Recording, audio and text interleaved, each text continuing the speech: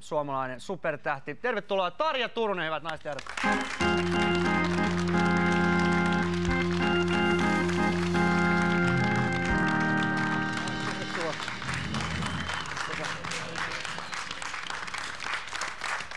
Mahtavaa, hienoa kun pääsit paikalle ja tervetuloa. Kiitoksia, kiitoksia.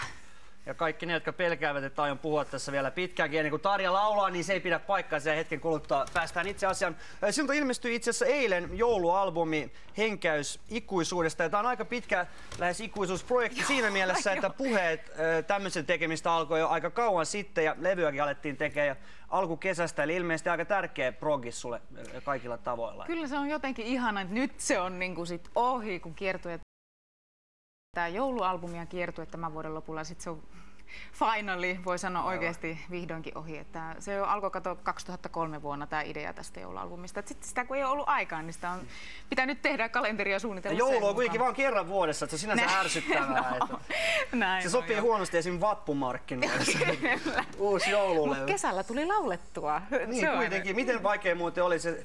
Oli poikkeuksessa hienot kelit vielä tänä kesänä. Joo, niin eläytätte sen joulutunnelma. Olit se joulupukin hatussa niin aina studiossa? Mä poseerasin sellaisessa kyllä, mutta sinne viriteltiin ihan mun yllätykseksi kyllä tontut seinille ja joulukuusikin sieltä löytyi, että kyllä ne oli. Mutta ei ne kyllä sitä tunnelmaa sen suuremmin tuoneet, että kyllä se on se musiikkikato, joka kuitenkin. No, musiikki levyllä on hienoa ja linjahan ei ole mitään tämmöistä niin nissepolkkaa, vaan tässä on aika dramaattisia ja hienoja kappaleita, muun muassa Ave Maria ja Walking in the Air, oma suosikkini, joka saa nyt aina kyyneliin, paitsi tänä iltana.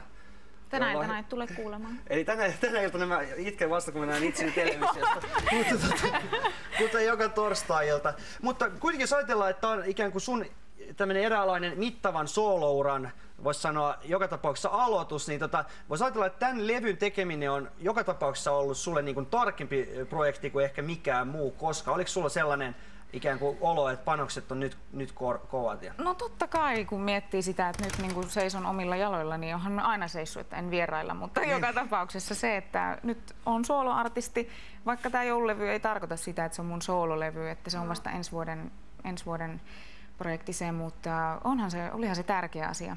Eikä, tietysti jotkut on kysynyt sitäkin, että tuleeko sitten joululauluja ainoastaan, niin. Että me esitään ainoastaan joululauluja ja konserttikiertoja, mutta ei, että kyllä tämä on ihan semmoinen sivuprojekti, mutta tärkeä sellainen toki. Mutta sä olet ehtinyt tässä tehdä hyvin paljon, sä olet esiintynyt musikaalissa ja vierailit Savonlinnan oopperajuhlissa viime kesänä ja siellä nimenomaan kuultiin sitä sekä klassista musiikkia ja muutakin. Niin, minkälainen suhde sulla tänä päivänä on klassiseen musiikkiin ja minkälaista roolia se näyttelee ikään kuin suhteessa sitten muuhun? No tämä vuosi on ollut sellainen, että mulla on ollut aikaa enemmän tehdä sinne. Se oli jo sellainen ajatus jo aikaisemminkin, että tänä vuonna tulen tekemään enemmän klassisia konsertteja. Se on ollut henkisesti hyvin tervettä aikaa, että klassinen musiikki on aina ollut mulla tuon rockin varrella sellainen, joka on pitänyt ne jalat maassa. Että se on ollut hyvää, se on semmoista henkistä hyvinvointia oikeasti ja oman kehon kanssa toimimista. Ja aina sitä työtä, sitä se on. Että klassinen musiikki, kyllähän mä toki rakastan klassista musiikkia, mutta sitten mulla on se toinenkin semmoinen pimeä puoli. Ja se pimeä puoli tulee sitten tämän rockin puolelta näkyviin ja sitten ensi vuonna vielä enemmän. Jäämme odottamaan sitä, mutta se täytyy kysyä, että jos ajatellaan ikään kuin klassisen musiikin yleisöä ja sitten rock-konsertin yleisöä, niin siinähän on niinku aikamoinen ero. Ei siinä ole mitään eroa. Sama porukkaa istuu Kansallisoopperan Kunnonen parvella. Mutta siis, jos sä tulet lavalle siis rock-konsertissa, niin yleisöhän sellaisessa eläimellisessä kiimassa huutaa sun nimeä. Sitten kun sä tulet esimerkiksi klassisella, vaikka Kansallisoopperan lavalle, niin siellähän bisnespaikoilla niin kun pyylevät herrasmiehet alkaa odottaa jo väliaikatarjoilua. Niin mutta minkälainen se ikään kuin se ero siinä on se yleisökohtaamisessa? Se on huimahan se on se ero, mutta sitten taas kun puhutaan erilaisista musiikkityylistä, niin se on hyvin mielenkiintoista ollut mulla niin kuin kohdata erilainen yleisö. Mutta toisaalta taas mä koen itteni sellaiseksi musiikin lähettilääksi niin sanotusti, että sekä maailmalla että myös täällä, että mä koen, että mä pystyn saamaan konserttiin erinäköistä yleisöä. Sehän on aivan mahtava juttu, että sinne oikeasti ikään ja kokoon ja näköön katsomatta, että tulee monennäköistä yleisöä. Se on hieno juttu. No, yksi asia, mikä tietysti on näytellyt elämässäsi pääroolia viime aikoina on kansainvälisyys siinä mielessä, että yhtyeen kanssa kiersitte paljon ja asut ison osan ajasta ulkomailla ja sitten myös opiskelit Saksassa. Niin miten tämä on vaikuttanut siihen nyt, kun itsenäisyyspäiväkin pikkuhiljaa lähestyy, että miten sä koet suomalaisuuden? Onko se ikään kuin, onko se merkitys kasvanut vai muuttunut jollain tavalla? Mä huomasin tässä joku päivä sitten, että olin lenkillä ulkona ja katsoin kun aurinko paistui tuohon lumihankeen, mä ajattelin, voi varjelle, miten kaunista meillä Suomessa on. Että kun timantit olisi kimallellut siellä lumihangessa. Tällaiset asiat, tiedätkö, pienet asiat, niin mä oon kiinnittänyt niihin niin kuin tänä päivänä paljon enemmän huomiota, mitä aikaisemmassa vaiheessa. Se johtuu siitä koti-ikävästä, äärettömästä Suomi-rakkaudesta, siitä, että kun en pääse kotiin nauttimaan tästä hiljaisuudesta, rauhasta, tästä tilasta, mikä meillä on annettu. Että kyllä nämä tämmöiset asiat on korostunut, kun oot paljon poissa täältä. Aivan. Hei, kiitoksia tästä loistavasta haastattelusta. Tarja Turunen, hyvät naiset ja herrat.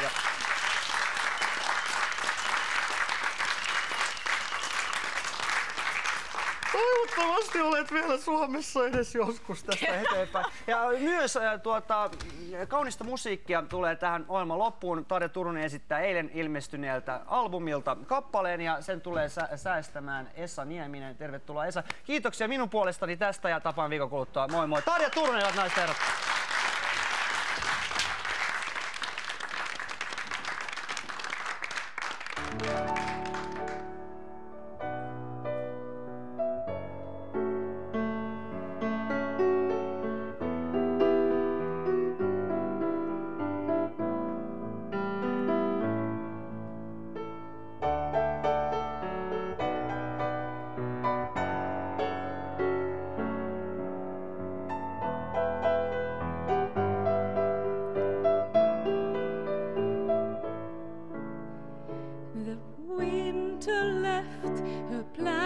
Here this morning,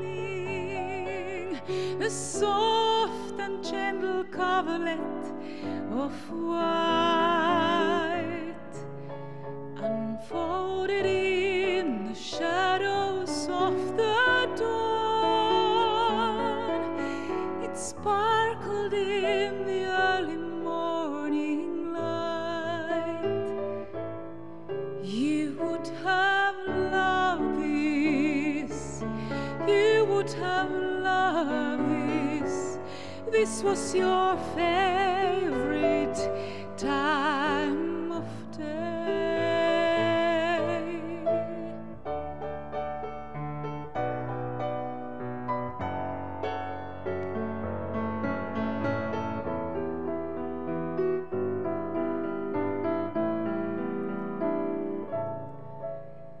The greenery is laid across the mantle, and ornaments are hanging on the tree, and cradled in the windowsills a candle, a beacon in the night to call you back to me. You would have loved this. You always loved this. I know you love this time of year. And though I understand, one day again I'll see you. I long to touch your hand, hear your voice, feel you.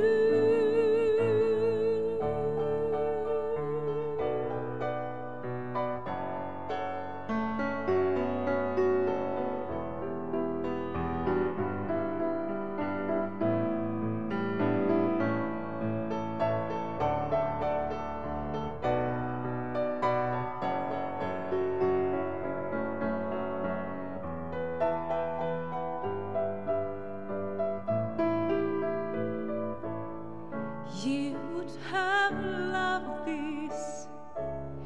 You always loved this. Oh,